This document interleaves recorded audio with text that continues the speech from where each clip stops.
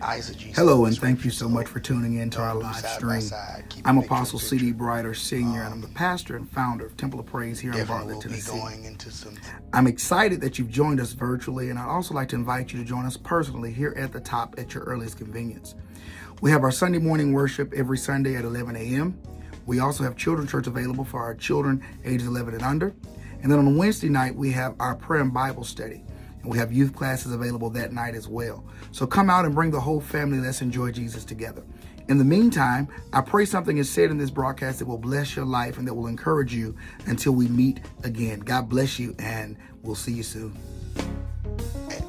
I don't know about y'all, but every time I read certain parts about these people, I just say, Lord, how crazy can you be? But then in the same thought, after I get that out of my mind, it's about as crazy as we are.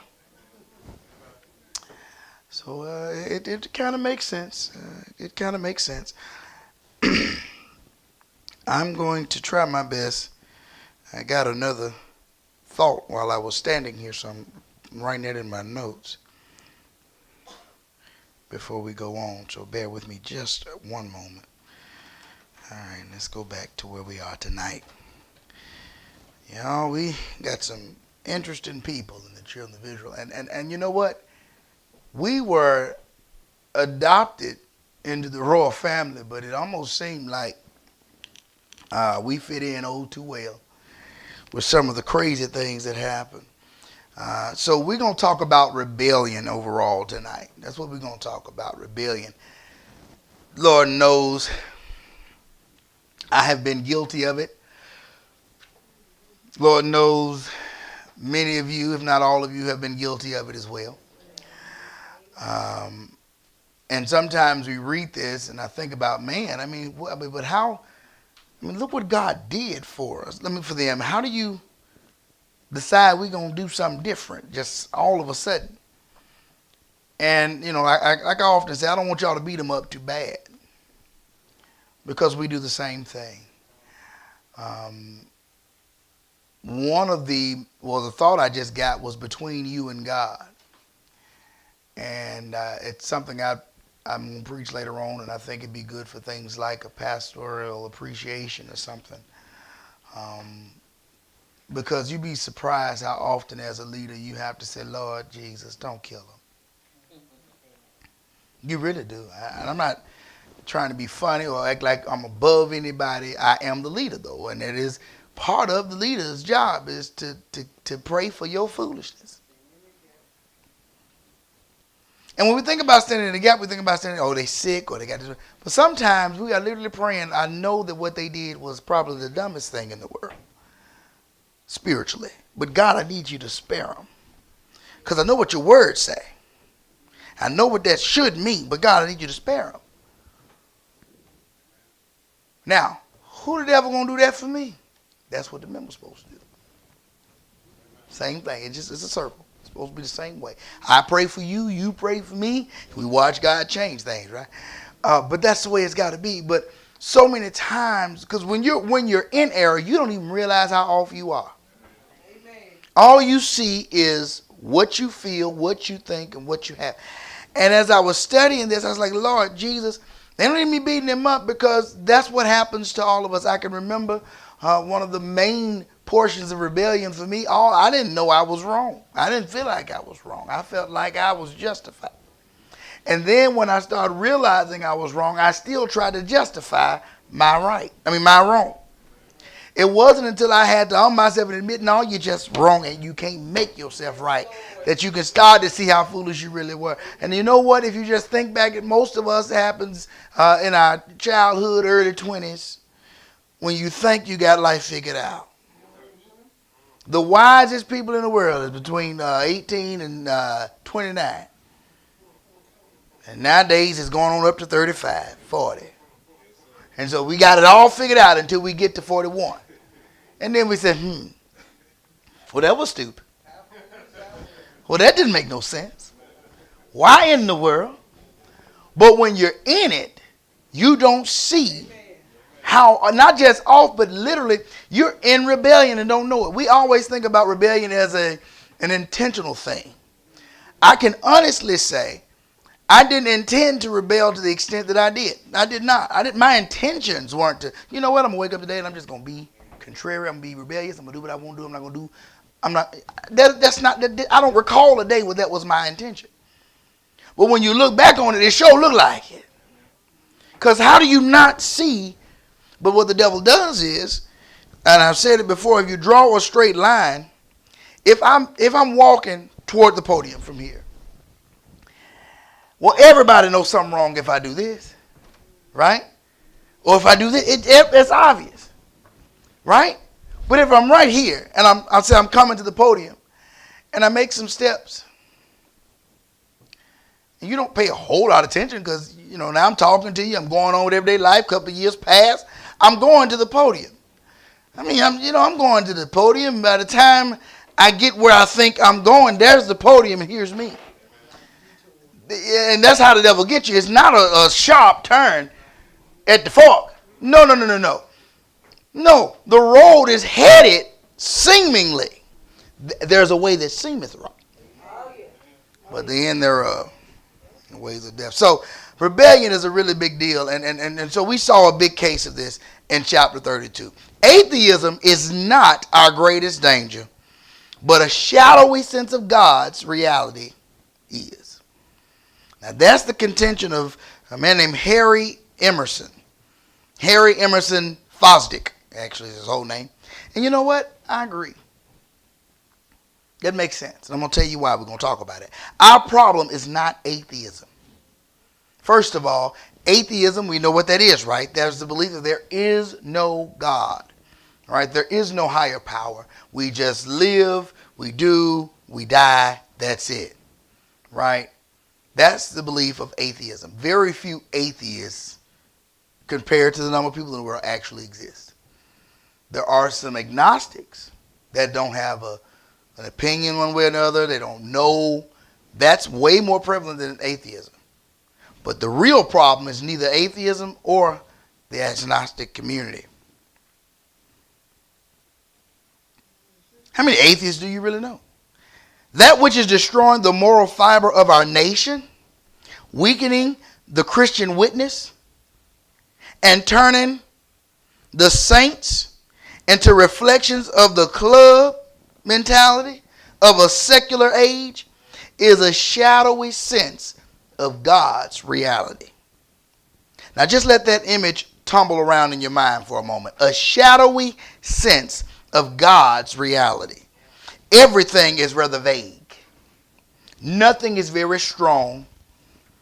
No clear outline. No driving passion.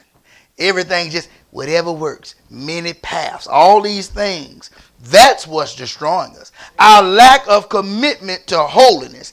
Our lack of a standard. Our lack of a stance for what is right versus what is wrong. That's what's destroying the world and the church. It's not atheism. It's not the sins out there. It's the lack of standards in here that's destroying the world and the church. Our indifference to religious foundations of life are reflected in this interesting statement. Our great-grandfathers, this is a quote, called it the Holy Sabbath. Our grandfathers, the Sabbath. Our fathers, Sunday. Today we call it the weekend. You get where we're going with that? I'm going to say it again. Our great-grandfathers called it Holy Sabbath, which, of course, we know it's not technically lined up with the calendar, but you get where we're going with that, okay? Our grandfathers, the Sabbath. Our fathers, Sunday. Today is the weekend. I talked about this, was it Sunday school, I think it was, or was it last Wednesday night? When I talked about how we bring in small things, small amounts of the world into the church. And then that's how the church gets so far off. Right? Just a little taste of this, a little dab of this, a little dab of that, little dab. And then before you know it, now everything's fine. And I'm not saying that we have to be go back to plain faces and you know Sunday nights and Sunday morning and 3-month revivals. That ain't what I'm telling you to do, because that's not going to work for this time. But what I am saying is whatever we do, we have to have a standard. Isn't this distinctive drift in attitude and commitment to God and his will the problem of every age, especially of our age? It began early in the covenant relationship. Alexander McLaren provides a moving word picture of the situation. It was not yet 6 weeks since the people had sworn. Okay? All that the Lord hath spoken we will do and be obedient. That was just not even 6 weeks ago.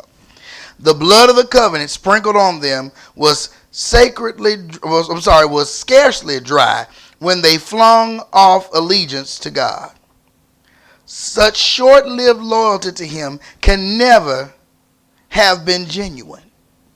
If you can't stay with God for 6 weeks, that can't, you just lip service. That mob of slaves was galvanized by Moses into obedience. And since their acceptance of God was in reality only yielding to the power of one strong will and its earnest faith, of course, it collapsed as soon as Moses disappeared. In other words, the pastor said. And that's what we're going with. Oh, I know so many pastors have members. They have a lot of members. Some pastors have a whole lot of members, way more members than Jesus. Because whatever the pastor say, they faithful to church. They give their money, right? They give their time. They volunteer. They all faithful. They serve the pastor. Soon as the pastor ain't looking, they don't look like they know nothing about God, let alone belong to a church. That ain't stopped since Moses' day. But what causes people to switch like that is the fact that they never have a genuine encounter or relationship with God beforehand. That's right. We have to note first the people's universal revolt. The language of verse 1 may easily hide to a careless reader the gravity and unanimity of the turning away. The people gathered themselves together. It don't sound bad, right? Let's start it over. The people gathered themselves. In other words, they ran away. Look here, let me tell you something. Come here. Hold on. Don't worry about it. Come here. I'm going to tell you what's really going on. Right? Gather themselves. Don't sound that bad to gather together. But that's why I don't tell you. Okay, again, I told you what the message is going to be. I ain't going to preach it tonight. I probably won't be preaching it to y'all. I'll preach it as I go for the pastors. But I will say, you'd be surprised sometimes why the pastors have so many worries and concerns about gatherings. Hey, pastor, we going to all get together. Ooh. You don't want to kill them. You don't want to, stifle them. But at the same time, now who on? That sister. That sister don't do nothing I say. Ain't faithful to nothing. And she gonna do what? No, she shouldn't be hosting that. But then you don't want to tell nobody. No, because now Lord, what should I do? I can't tell them not to go. But at the same time, I sure won't tell them, don't do it. Y'all think I'm laughing, but that really happens. We going, with so-and-so and so-and-so, we all gonna get together. Oh, y'all gonna get through it. Oh, Lord. Every time I hear we going to get together, it make me say, wait a minute, what all does that mean? Now, not every situation is a bad one. But because I realize that gathering together, depending on who you are and how you are, can turn into a golden image. And I know y'all don't think about it that way. And don't get me wrong. I'm not telling y'all that I don't trust y'all. That's not what I'm saying. I'm just saying the more I learn you, the more I know you, the more I know what situations you should and should not be in. Right? I'm not, there's a situation I should and should not be in. But I'm just saying you just have to learn that. And as a leader, it's my job to see it and at least know how to pray about it. I don't give direction all the time, especially when grown folk don't ask me. When grown folk don't ask me, I just say, pray, Lord. Well, they didn't ask me about it. They told me they was doing it. So, Lord, bless them. Shield them. Protect them. Because they didn't ask me. They just said that's what they was doing. We going to get together. So I'm like, okay, Lord, we going to get together. We. And then sometimes they say, well, Pastor, it's all right now. Ooh, I'm so glad you asked me that way. No, let's not do that. Let's do so-and-so, because now you said, who all coming? I ain't seen them in 3 weeks. They coming to that, though. No. And I know that's not something. No, we can't rewind, sugar. You're going to have to watch the replay on Facebook or something. Can't we rewind, get you to YouTube out? But seriously, we have to be careful of the gathering together. It was a national rebellion, a flood which swept away even some faithful, timid hearts. The reason they gathering together is dangerous is because somebody may not have any intention. But then when they see missionary so-and-so, elder so-and-so, evangelist so-and-so, deacon so, well, they must not be crazy. Surely pastor all right. They wouldn't, not mother so-and-so. She wouldn't have us doing that. So pastor must be fine with it. Because right, and because they said it's all right. But see, here's the thing about it. If the pastor's doing it, then that's a whole other problem. That's not the same thing. Then you got a whole other issue that God has to deal with. But the problem is when the people under the pastor start to pastor. Well, we're going to have this small gathering. And everybody's intention is not to do that. Don't get me wrong. But you have to be careful. Because some people are. And then here you are with your saved, sanctified, don't mean no harm self, caught up in the middle of somebody trying something crazy. And don't raise your hand, don't say nothing, but I know I've been in situations where I realized, they ain't got the right spirit. They ain't trying to be saved. They trying to do something crazy. I've been in situations, where I've been in situations where, group of pastors was trying to form some stuff under the nose of somebody else. Put all the junk together. Then when things worked out for them to get it another way, to make sure nobody else could do what they did, all right, what we're going to do, we're going to break all this up. We're going to break all this up.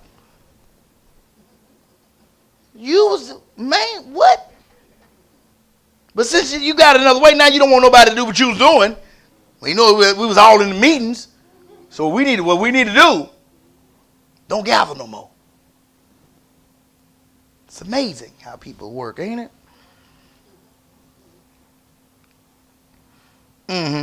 No voices venture to protest. Why? Because when the devil come in the divine like that, he come in real strong, real assertive. The only strong and assertive voice you ought to hear is a voice that's repeating what the pastor said. Well, what the leader said. Now y'all know I'm not teaching just don't obey the word. That's not what I'm talking about. But when it comes to the vision of the group, everybody, if you are on inner auxiliary, I know what pastor said, but we ain't gonna. No. The only time you'll hear that, and I wouldn't say to be alarmed, is when it's time to appreciate the pastor. The pastor said, don't do nothing.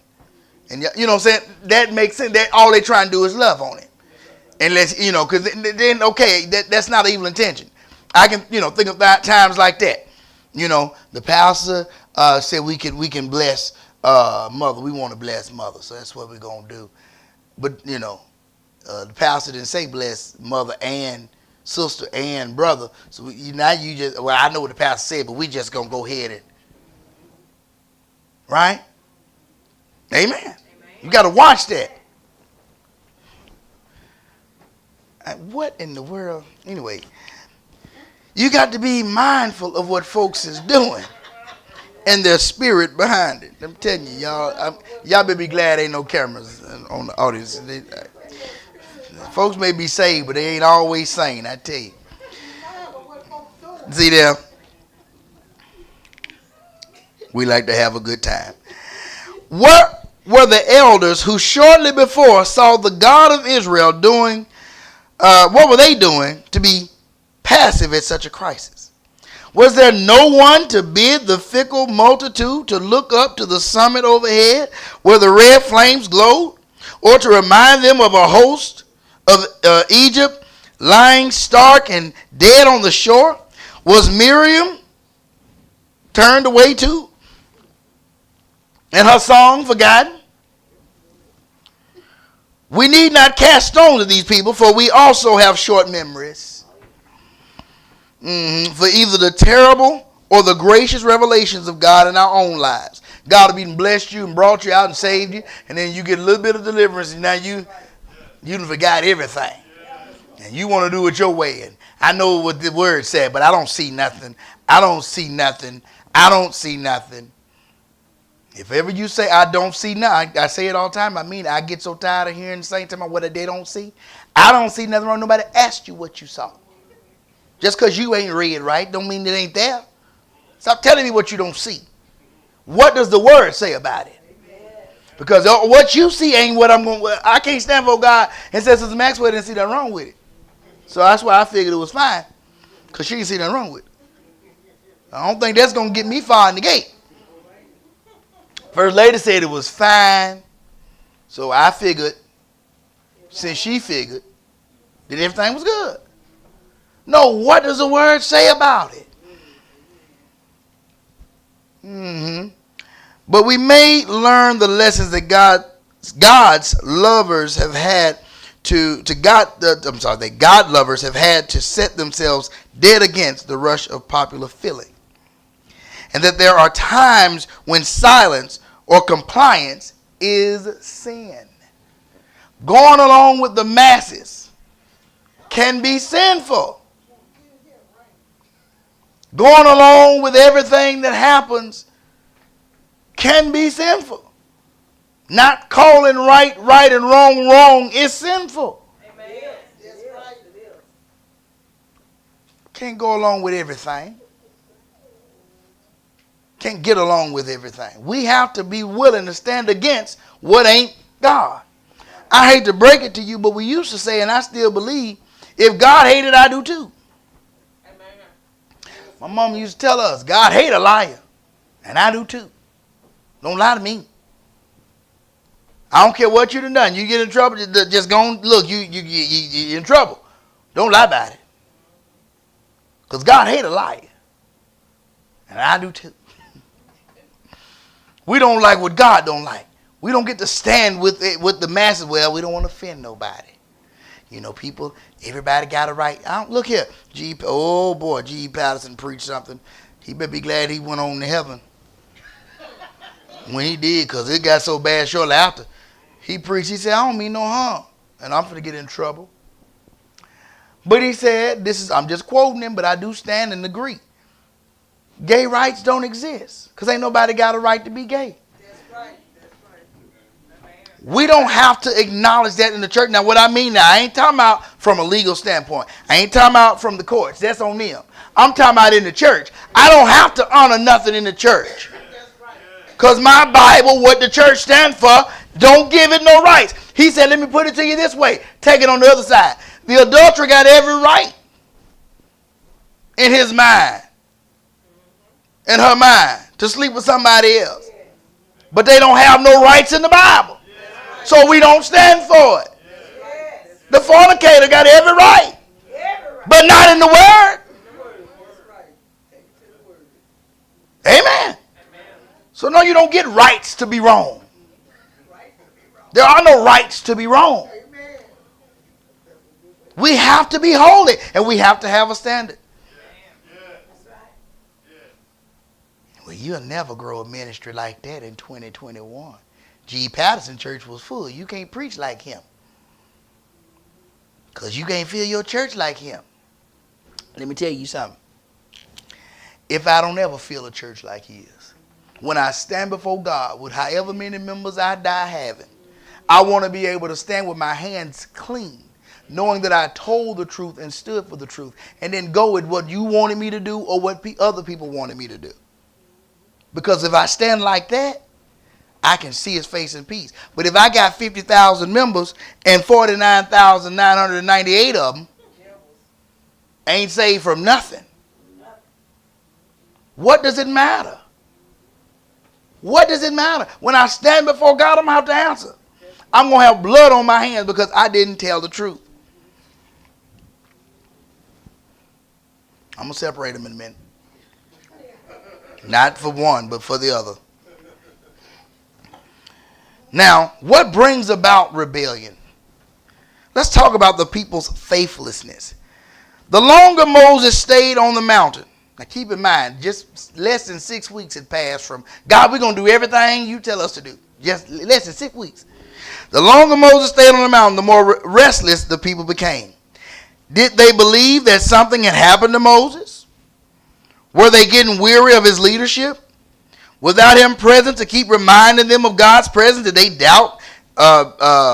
Did doubt begin to overcome them? Was it a faith struggle? Had the message not yet gripped them? Were they not yet convinced? I don't know. I wish somebody had the answer, because how many years I've been preaching certain things and I still look out and see the same devils. How many times you tell what it is? Every time, seems like every time I go home between Sunday and Wednesday, I got to start over with some folks. So what happens to cause such faithlessness? What is it that causes the word not to take hold to the inside of a person and cause permanent change? Heard somebody say you can't blame the preacher all the time, because the disciples had the best preacher out there, and they still messed up.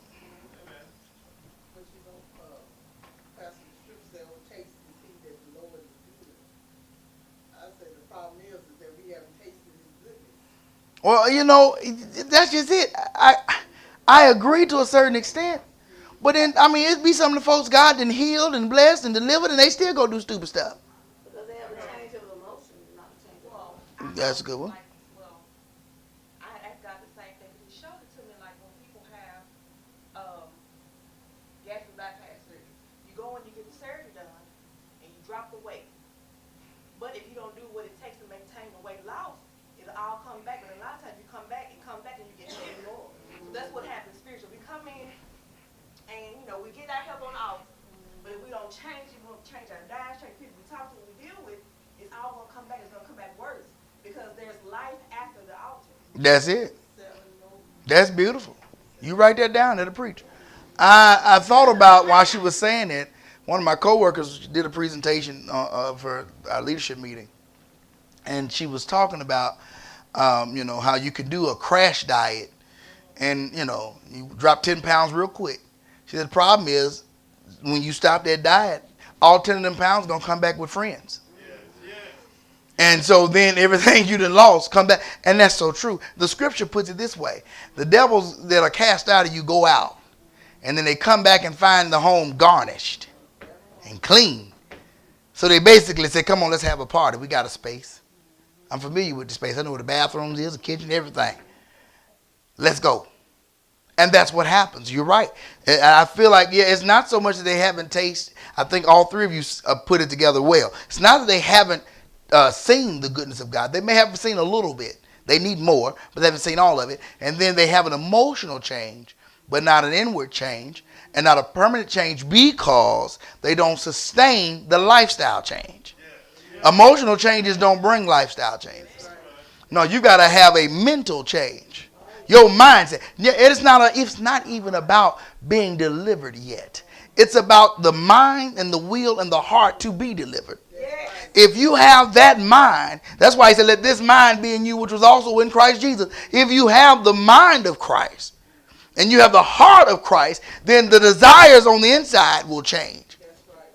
Vanessa Bell says, show me the desires of my heart. God will put the do right on the inside. But if you don't allow him to do it, if you continue to walk the way you want to walk, if you get saved, but that's all it is you done came on the altar, snotted and cried, messed somebody's clothes up, let your makeup run, and then you go back and do the exact same thing you did before you got to church. Not just the things you did, but the way you thought. You still got this mindset that ain't nobody going to mess with me. You still got this mindset that I'm going to do how I want to do. You still got this mindset that it don't take all of that. If you're going to keep that, how you going to tell somebody what it takes and you got saved yesterday? Whatever it takes for me, shut up. You're lying. Because if you really mean that and you just got saved, you can't be a walking Bible in 2 days. You don't know God. I don't care if you read the book before you got saved. I don't care how much church you went to before you got saved. The day you really gave your life to Christ and really made up in your mind that you're coming out of sin, that's the day of your salvation. That's where your maturity starts. So how you going to be a pro in this thing in 2 weeks.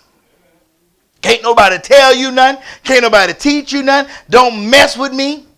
Let me say this, and I do agree that we have to be loving and we have to be careful and we have to be kind and we have to make sure that we don't offend people in our correction. But at the same time, when your mind is made up, then you'll grow up enough to take some correction. Stop being such a weakling. You don't want nothing. Nobody can. Everybody got to think. She said, Willie Wimp. Yeah, everybody got to think hard. Well, I want to tell them the truth. I'm trying to say it as loving as I know how. Then no matter how they come up with saying it, you still offended. You know why that is? Because you don't want to be right in the first place. You don't want to be right. Because when you want to be right and you hear something, you say, well, Lord, if that's the case, I want you to help me. I'm not saying I even agree with it. My flesh think it don't make sense. But God, I don't want to be wrong. I mean, they have been saved longer than me. Here's the thing. You know what I ain't never had happen? Well, I take it back. I have had it happen. Yes, I have. A few times. But not nearly as much as I think it should. Instead of folks just getting offended and leaving the church and running out, if somebody says something to you that don't make sense to you, pray about it and then ask me a question. Why not? Go to the pastor, the first lady. You know, Sister Maxwell told me so. And I don't think that was right. I don't really agree with that. I don't know. First of all, was that her business? You know? And you know what? If you're a woman, I would prefer you go to the first lady. You know what she's going to tell you? Well, yeah, because you are her business. We in this together. And I'm sure if she's telling you this because it's out of love, no matter if it didn't come across like you wanted to, then I'm pretty sure if you go to her, she'll be very, very shocked because she didn't mean to hurt you, but she had to tell you the truth. And yeah, that was true. You can't wear a tube top and a miniskirt and get up and lead testimony service. She told you right. You can't have more skin out than covered. You can't do it. I mean, she told you right. And so when you ask that question, you done got some clarity. But instead of doing that, you know what folks do? You know, I ain't going back there. I'm going somewhere I can wear, but I want to wear. Or they will blatantly keep doing whatever it is to prove that I'm big and bad enough to do it. They may not leave, but they'll have the wrong attitude. And then, if we're not careful, it'll just start rubbing off on other people. You know, you get up and you know what, I won't wear the tube top, but I'll wear something low cut enough that it might not, it ain't the worst, but it's still not what I should wear. And that spirit will start rubbing off on others. And then you wonder why the pastor got to preach hard. Or you wonder why somebody else didn't have to come to you. Because we're trying to help you. But at the same time, at some point, you get too far off and you'll be cut off or put out. There are times where you have to do that. And before it gets to that, all we have to do is have the right discussion and realize what spirit is really operating here. What spirit is really operating to have you want to rebel that way? When Moses failed to return, they went to the next in command and demanded that he make other gods they could serve. Of the 10 commandments, they were breaking the second one, making a graven image. Living animals, not idols, were worshipped in Egypt, right? So this was not a reversion to the gods of their slavery. The bull was often associated with Canaanite Baalism. So it may be that the golden calf is a throwback to the bull image god through common Semitic heritage. All right. We will focus later in this chapter on the faithlessness of Israel and lessons we may learn a little bit later tonight. Not too much later, y'all. When we look at Moses' confrontation with Aaron and the people on coming down from the mountain. Note here, however, that Israel's faithlessness, her apostasy, was accompanied by immorality connected with their worship. Look at verse 6. It says, and rose up to play. Suggests sexual orgies which accompanied fertility rites, especially in Canaanite Baalism. Another indication of the golden calf may have been part of that. The verb translated to play supports this. The same verb was used in Genesis 26:8. Abimelech looked out of a window and saw Isaac fondling Rebekah, his wife. This led the king to know that Rebekah was not Isaac's sister, but his wife. Though connecting sexual immorality with worship is foreign to us, it still happens in some places. But the lesson for us is that apostasy leads to irresponsible action and gross immorality. Sound familiar? Even more applicable to us is the fact that faithlessness leads to a diminishing of moral sensitivity. In other words, it don't even bother us no more. Look at that. We've gotten to a place where it don't bother us when sin is going on, when folks is doing any and everything. I told y'all before, you got to do is watch TV and watch the progression of the times. Shows before I was born and the likes of such, in the 70s, 80s. Everybody was married. If they wasn't married, it's because their spouse was dead. Right? They didn't have no hope. There wasn't no shacking and a whole bunch of boyfriend and girlfriend and divorce wasn't even a whole bunch of that. And then you wasn't going out on dates, all ungodly times and all those things. If they came home and saw you sitting on the couch too close, they were saying something to you.